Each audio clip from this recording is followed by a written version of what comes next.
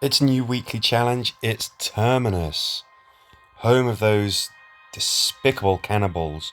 And I think the start of one of the best runs of the show, start of season 4, where they, well, actually it was midway, no, start of season 5, I think, where they were on the road, all disparate, split up, and they had their own little adventures. I thought that was a great moment in the show. Only way out, get to the exit. Now we're bringing Princess because she is the star leader. We want everyone to have weapons that are going to inflict status effects on the enemy. Come to think of it, Connie won't do that, so let's swiftly swap her out. I've been having an absolute whale of a time doing this, having shown with the Daryl's Sexy God, as it's been dubbed, and Tyrese is going to have a mace. They inflict status effects. I'm using these characters because I like using these characters. Pretty much that simple. Let's do it. Let's get to the exit. We've got a warrior event on anyway where they're causing extra damage, so kind of makes sense to use them. But again, it's really just for that fun factor. Oops. Put Michonne in a bit of an awkward position. Good job that... what's it called now? Primed kicked in. And therefore she got to use her Overwatch. And I'm going to use these two daring warriors as the ones sort of fighting back here.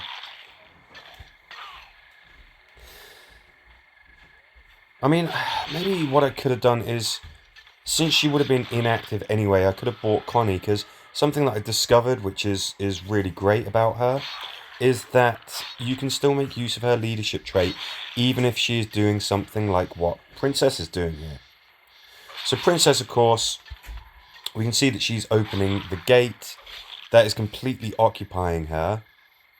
If that was Connie, we would be able to do this. End our turn, cuddled up next to her, and we still get to make the most of her leadership trait, imbuing extra damage and potentially giving us a charge point as well. So it's kind of funny. It's like having Yumiko on the team, having Connie. It means that if there is a bit in the mission where somebody is going to be completely occupied, you still get to make the most of their leadership trait. With Yumiko, if a ranged character is opening a gate or something, it's going to take several turns. Yumiko's nearby. She shoots at a target which is within range and in line of sight of the person opening that gate. They will shoot. If Connie is opening the door and your heroes cuddle up next to her before the turn ends, they have a chance to gain a charge point and have extra damage. So it's just another reason why Connie is the best. Anyway, get the loot and get out. Okay, this is another one where actually there's a couple of turns. Yeah, you do. You have a couple of turns with somebody interacting with an object. So I'm gonna bring Tyrese along just so that we get to see that in action. Mace, of course, can knock out enemies. That's a status effect, so Tyrese is making the most of the fact that Princess is the leader. Yeah, let's get a few stabs in with that sawtooth blade. That will reduce the threat counter. That's something that is useful on these kinds of missions. Put a debuff circle there. That's going to slow the enemy down. And of course we stun them. Are we at risk from him? No, because debuff circle slows them down. Big fan of using Tyrese on this particular mission, precisely because his leadership trait just comes in so handy. And I'm being a little bit resistant to using Princess because I don't want to be making any more noise than I have to. Although we will be getting that gate open before anything else comes for us. Harder difficulties, it's a little bit more difficult to fend off those walkers from the top right. A lot of them jump out there and try to get to the person who is opening the box. Being able to mass stun them. Maybe waiting until you have a fully charged decimator attack or something like that before you start opening that box is a wise idea. So that you can stun everything for a couple of turns, buy yourself loads of time. At the same time though, if you can keep that threat counter down, that's a good idea. All of the walkers will come in from the bottom of the map when the threat counter ticks over, so they're in a nice straight line. That's kind of convenient. Shine a light, get to the exit. I'm gonna keep the same team.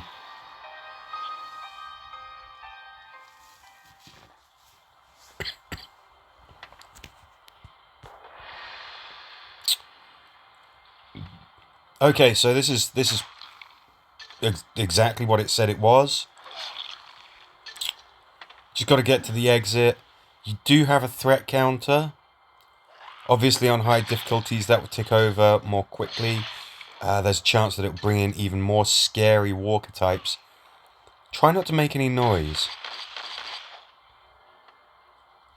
That might seem like a bit of a waste of having Princess, but remember if you shoot on Overwatch, you don't create any noise for whatever reason.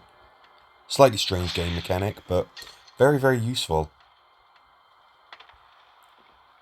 Look at that, everyone is all cuddled up together.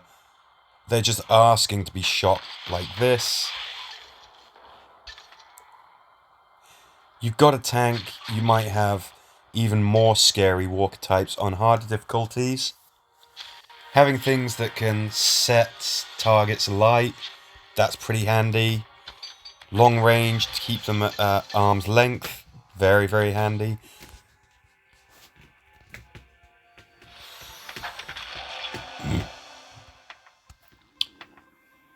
Just try and manage that threat, and then you don't have to rush through it.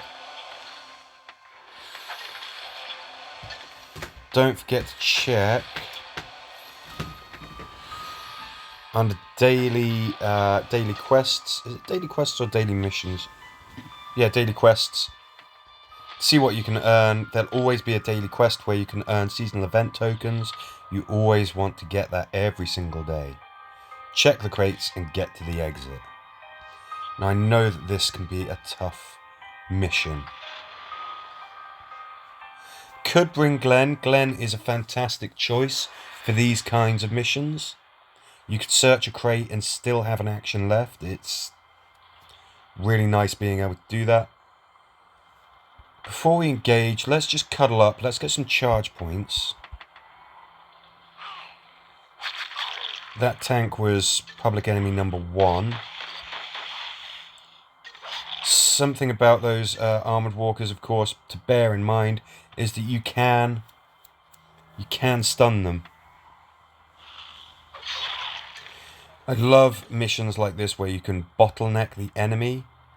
If you have Tyrese and you use a charge attack and you create that debuff circle, it really funnels the enemy. You really get them where you want them. Now I did use a noisy charge attack from Princess there, but I think it was worth it. I'm going to try and keep my people close together, keep them cuddled up as best as possible, so that we're making the most of Connie's leadership ability. Let's back off a bit here, get out of range of that tank. There he is, he's coming for us.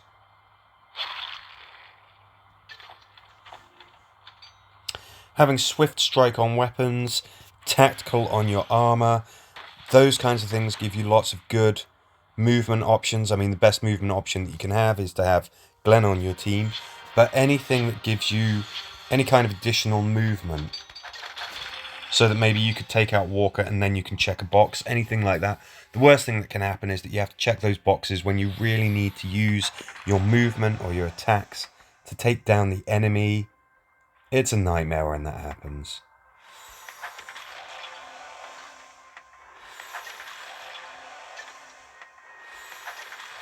So you need to get just a meager 610 weekly challenge stars to get the maximum amount of seasonal event tokens that you can get from the weekly challenge.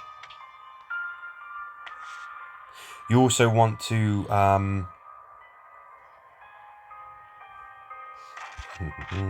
change weapons here. You also want to complete distance as many times as possible with distance booster, complete the daily challenges, things like that. Eventually you'll wind up with more weekly event tokens than you even needed. Now this is a bit of a tricky one. We don't have a threat counter, thank goodness. But as you noticed, you start in range of some walkers.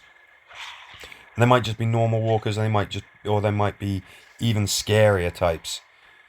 Tanks or armored walkers. What you might want to think about doing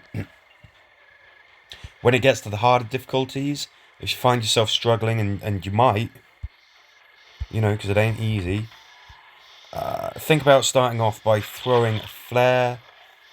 If it's a walker type that can be stunned, throw a stun grenade. Distract them. Just get them out of your hair, because they start that first turn well within range of you. It's a bit problematic. It really, really is. Can we do this again? Yes, we can. We'll bat him away. Hopefully Tyrese will be charged. Yes, he is. As soon as you got over those first few walkers, the rest of them not too much of a problem. You can, as I call it, mow the lawn. Take them out one at a time. Maybe making sure that you've got some weapons. If you've got weapons with interrupt, that could be handy. Yes, those walkers start within range. They're going to come straight for you. But if you've got interrupt, your Overwatch attacks will stop their attack. It's a really, really handy skill. Croat's knife, for example, that I gave Connie there, has it automatically as an inbuilt trait. Okay. What's next? Secure the area by closing the containers. Ah, wonderful. Yeah, let's see. I am going to bring Connie. She is great on these kinds of missions, as explained before, because even when she is interacting with something, which, means that she can't move or attack, she is still of use, because if everyone cuddles up next to her, they benefit from her leadership trait. Tyrese, of course, I'm going to be creating some debuff circles. We're going to have walkers flooding out of those crates. Put the debuff circle there. They are well and truly bottlenecked, funneled in there. What I was hoping there was that Princess might be able to cripple that walker. Of course, that would grant her some, potentially grant her some charge points. Come on, let's do it. No, her leadership trait is not kicking in. Okay, time for Tyrese to save the day, because he's a flipping champ.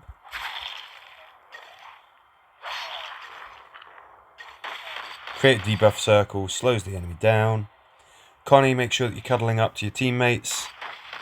Imbue that extra damage, imbue some charge points. It's not often that you get to use that word. Got to use it at every chance.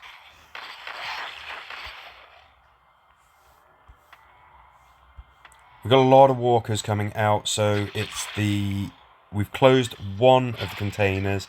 Now there's 2 walkers turning up every turn out of that one. That's fine. We're not going to rush. We're going to take our time. We're just going to make sure if we're killing more than 2 walkers per turn, we are, we're winning, basically. I would usually recommend completely clearing the map before you start opening the door, so you don't get taken by surprise by anything that might sneak up on you. I just reasoned that there wasn't really anything within range, so we could just get straight on with the task of closing that door. Turns out I was right. Oh, who gets the kill shot? Connie.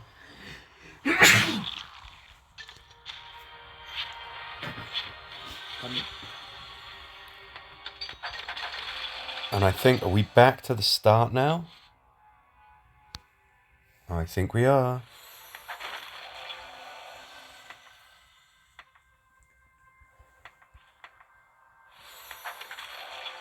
I think I like the fact that there's a mission with some crates that you've got to lock and stuff like that. This does kind of feel like Terminus. Only way out, get to the exit. Is this the first one? I think this is the first mission. So let's just double check. Can't even remember. Flipping out. Yes, it is. Okay, so we're back to the start. That's what Terminus is throwing at us. That's what those horrible cannibals have got in store for us. Now you know what to expect. Hopefully you can take them down. If you do have any problems, let me know. I'll see if I or somebody else from the community can help. And as ever, thank you for watching.